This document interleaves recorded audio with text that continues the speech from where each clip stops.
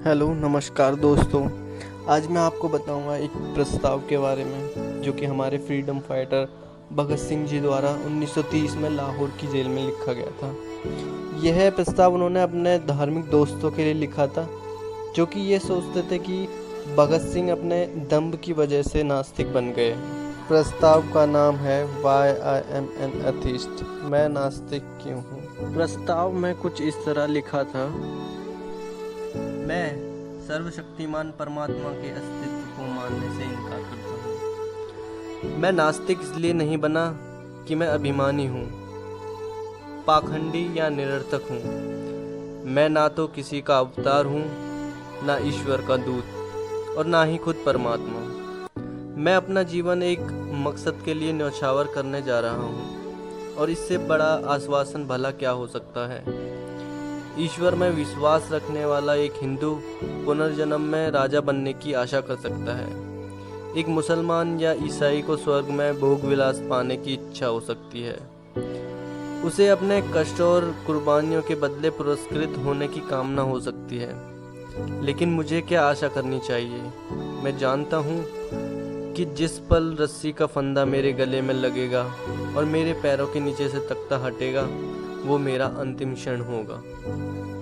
किसी स्वार्थ भावना के बिना, यहाँ या वहाँ के पुरस्कार की इच्छा किए बिना, मैंने अनासक्त भाव से अपने जीवन को आज़ादी के नाम कर दिया है। हमारे पूर्वजों को जरूर किसी सर्वशक्तिमान में आस्था रही होगी कि उस विश्वास के सच या उस परमात्मा के अस्तित्वों को जो भी चुनौती देता है उसे काफिल या पाखंडी कहा जाता है।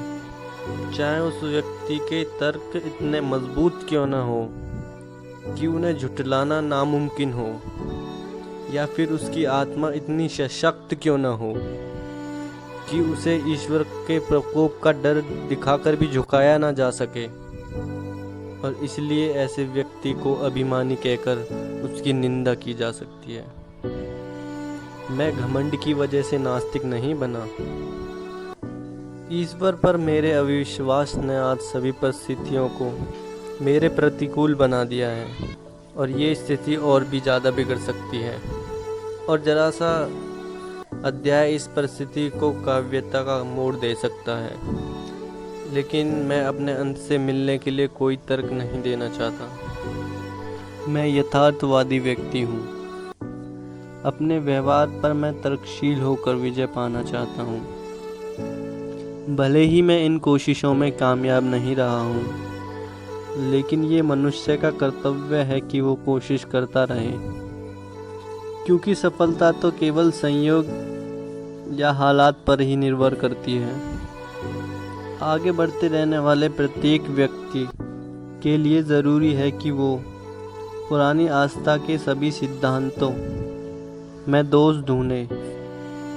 उसे एक एक कर कर पुरानी मान्यताओं को चुनौती देनी चाहिए। उसे सभी बारीकियों को परखना और समझना चाहिए।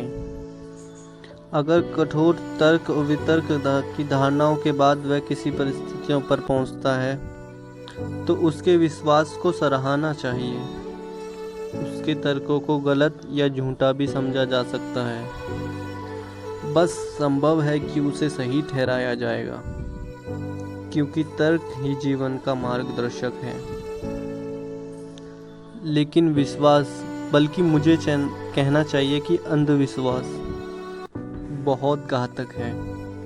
वो एक व्यक्ति की सोच समझ की शक्ति को मिटा देता है और उसे हार विरोधी बना देता है। जो भी व्यक्ति खुद को यथार्थवादी कहने का दावा करता है, उसे पुरानी मान्यताओं के सच को चुनौती देनी होगी। यदि आस्था तर्क के प्रहार को सहन न कर पाए तो वो बिखर जाती है। यहाँ अंग्रेजों का शासन इसलिए नहीं है क्योंकि ईश्वर ऐसा चाहता है, बल्कि इसलिए है क्योंकि उनके पास ताकत है और हम में उसका विरोध करने का साहस नहीं है। अंग्रेज ईश्वर की मदद से हमें काबू में नहीं रख रहे हैं, बल्कि वो बंदूकों, गोलियों और पुलिस के सहारे से ऐसा कर रहे हैं। और सबसे ज़्यादा हमारी बेपरवाही की वजह से। मेरे एक दोस्त ने मुझसे प्रार्थना करने को कहा। जब मैंने उससे अपने नास्तिक होने की बात कही तो उसने कहा कि जब तुम्हारे आखिरी दिन नज़दीक आएंगे तो यकीन करने लगोगे। मैंने कहा, नहीं मेरे प्यारे मित्र, ऐसा कभी नहीं होगा। मैं इसे अपने अपमान और नैतिक पतन की वजह समझता हूँ। ऐसी स्वार्थी वजहों से मैं कभी भी प्रार्थना नहीं करूँगा।